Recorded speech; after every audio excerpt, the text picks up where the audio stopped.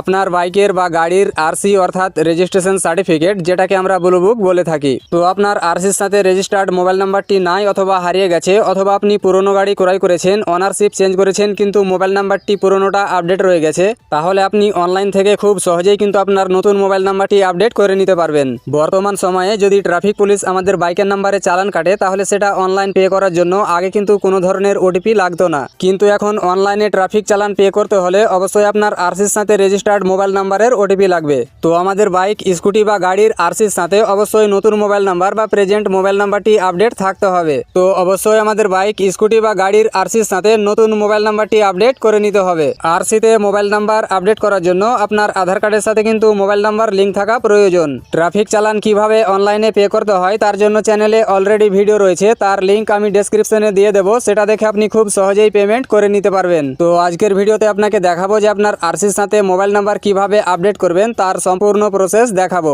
চ্যানেলে নতুন হলে অবশ্যই চ্যানেলটি সাবস্ক্রাইব করবেন এবং পাশে থাকা বেল বাটনে ক্লিক করে নোটিফিকেশন অল করে দেবেন। আর আপনি যদি ফেসবুক থেকে ভিডিওটি দেখেন তাহলে অবশ্যই পেজটি ফলো করে আপনজনদের শেয়ার করে ইনফরমেশন দেওয়ার চেষ্টা করবেন। তো চলুন ভিডিও শুরু করা যাক। গাড়ির আরসিতে নতুন মোবাইল নাম্বার আপডেট করার জন্য মোবাইল অথবা কম্পিউটারে যে কোনো একটি ব্রাউজারে সার্চ বারে এসে লিখবেন পরিবহন, লিখে সার্চ করে দেবেন।